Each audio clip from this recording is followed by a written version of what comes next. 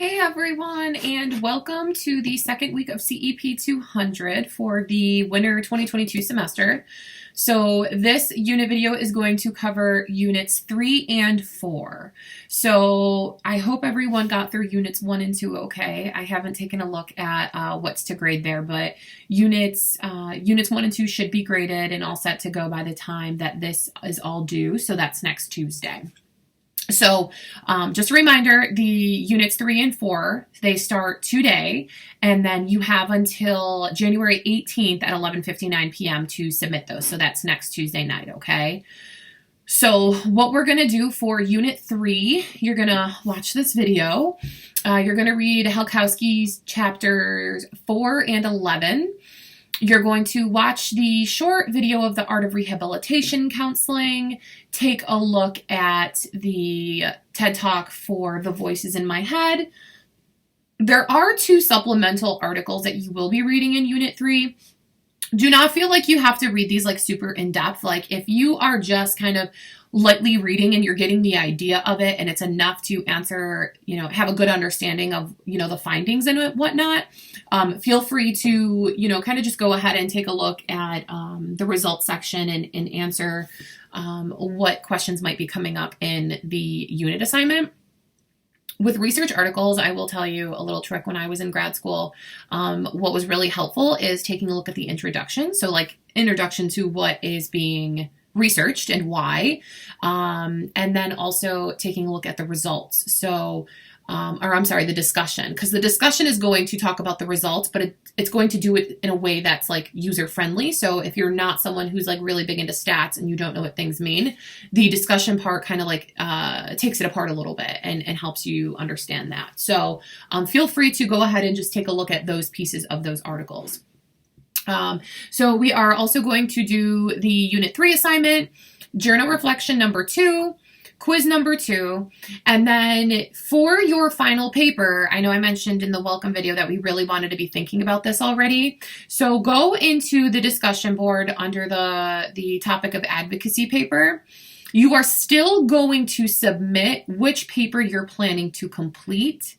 If it's the advocacy paper, please also include the topic of the paper that you're choosing. So again, for the advocacy paper, we want to choose a vulnerable population. So this could be the homeless population, minorities, immigrants, the older population in mental health, trauma in childhood.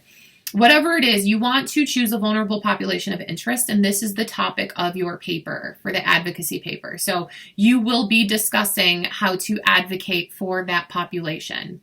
Again, there is a sample paper in the Papers and Projects folder to show you what exactly I'm looking for. And your advocacy plan, I can't say this enough, is you are writing this from the perspective that you are already a helping professional. So you're a helping professional, you want to advocate for this population. I need a step-by-step drawn out plan of what exactly you plan to do. So you're going to pretend like you have unlimited resources and you want to advocate for this population. You're going to spell out exactly how. And it can be in bullet points, just like it is in the sample paper. So please let me know if you have any questions or any confusion about that, because that's due in the last unit. And I hate that, sometimes students seem to have misunderstood something and then don't get a very good grade, and it kind of like tanks their grade for the rest of the semester. So please, please, please, please reach out to me if there's any questions or any confusion with that. It is never a bother. So just keep that in mind. So for journal reflection number 2, the prompt that you are going to reflect on is, as we are considering our topic for our advocacy paper. So even if you're not doing the advocacy paper, I still want you to do this journal for me, okay? I want to make sure that everyone knows what is meant by advocacy. So what does this look like? What is it when you hear this term? What comes to mind? And how do we and how can we advocate for others? So that is the journal reflection for journal reflection number 2. Now what I'm going to do is I'm going to transfer over and I want to get into the quiz. So quiz number 2, as we can go through the questions as promised and give you 2 of them.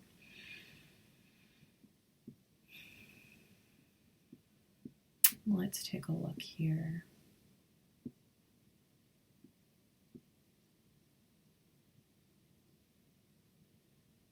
Okay.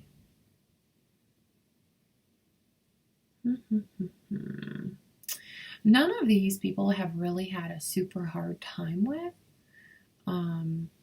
So I'll do this one. So which organization is responsible for overseeing the certification of rehabilitation counselors?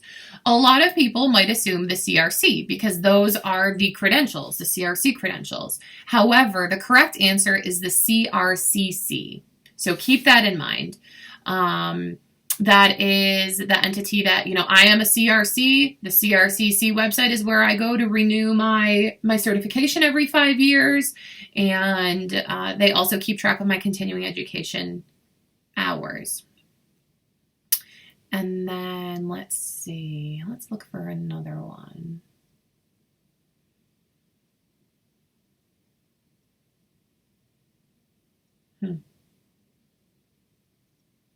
Okay. Within the, no, that one's too easy. I want to give you guys a hard one. Okay. So as a career counselor, you will only discuss vocational topics with your clients. This is false. There are obstacles for people obtaining employment, and sometimes those are not strictly just vocational topics. So you will have to broach other topics and problem solve in other areas with your clients. So make sure you keep that in mind. So that is the correct answer for the quiz. So for Unit 4, this is where it gets really interesting. So what you're going to do is you're going to read chapters 5 and 8 in Halkowski. You're going to watch the TED Talk given by Nadine Burke-Harris. You're going to read the ACEs Prevalence Study, complete the Unit 4 assignment, and then complete discussion board number 3. What's kind of cool is discussion board number 3 and the Nadine Burke-Harris TED Talk are linked. So you're just reflecting on the video in the discussion board. So I know that I went through the materials for the unit, but I didn't actually talk about the counseling careers for these. So for Unit 3, we're talking about rehabilitation counselors and career counselors. Rehabilitation counselors are not typically what people might think they are. Believe it or not, I have gone through an entire semester in fall and spring with students coming to me at the end of the semester and saying, well, rehabilitation counselors are PT professionals, like physical therapy. Absolutely wrong. Rehabilitation counselors, their main focus is they actually we function on a very broad spectrum. We can dabble in mental health. We can dabble in addiction. We can, dabble in vocations. There's a lot of different roles that we can fill, which is part of the reason why I wanted to become a CRC. There was many options available. So rehabilitation counselors typically, are more well known in a vocational setting. And what I mean by that is, say that you have had this career for your entire life, and you get to an age where you get hurt on the job and your injury prevents you from being able to go back and continue that job. A rehabilitation counselor can then come in and give a number of inventories and assessments and, assess your interests and environments that you fit well in and really help someone figure out another job that's going to be just as suitable for them that matches their interests. So rehabilitation counselors really help people get back into the workforce in that regard. That's really what they're known for. Access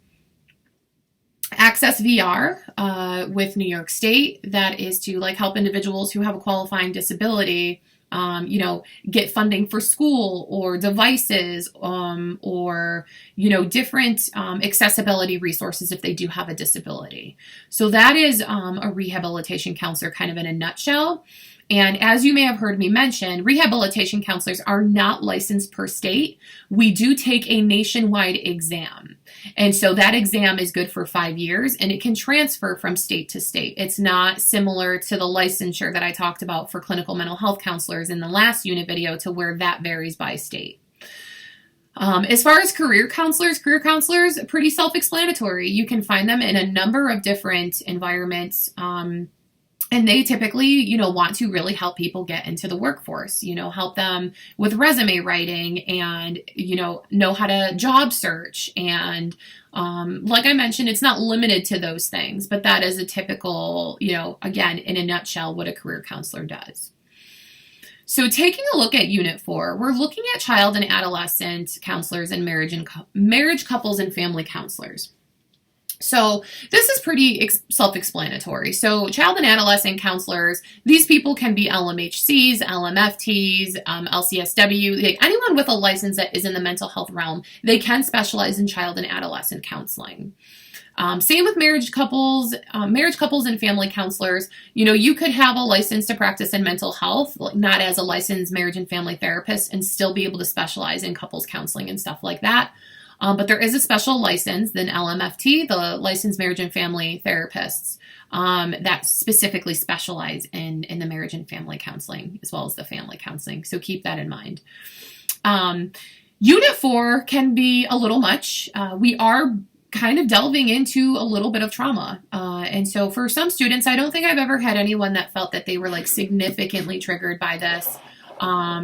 But it does talk about adverse childhood experiences. And this is something that I'm very, very passionate about. And, I am a trauma therapist. So a lot of this research that you're going to learn about in this unit really laid the groundwork for my career and what I specialize in. So I will say at the end of the semester, most students really, really reflect back to the Unit 4 assignment when they talk about which one was most valuable to them or which one they really enjoyed the most. So make sure you are really paying attention. There is a discussion board associated with this one where students will get very vulnerable and share things about themselves and their past. So I know I generally don't have to say this to you, but let's make sure we're offering support to one another and, respecting one another. But if there becomes a major problem, in your ability to complete the assignment, please feel free to shoot me an email. Otherwise, I think it's really, really valuable. So we'll see how that goes. But after, a couple of days this week, you're going to be halfway through this already. So this is pretty big. Next week is going to be a very, very heavy week. You have unit assignments, journal reflections, quizzes, and you have a paper due and a cumulative assignment due and a journal due. So if you can really get a head start on stuff this week so that you can leave yourself some wiggle room to have a little bit more time to work on those things. I tried to do my best to, explain things from the welcome video and in this video, offer you sample papers. There's guidelines showing you with the expectations of the paper and what to cover in the folders. So if you guys need anything at all, please, please, please feel free to reach out to me. Otherwise, I will see you next week. Take care.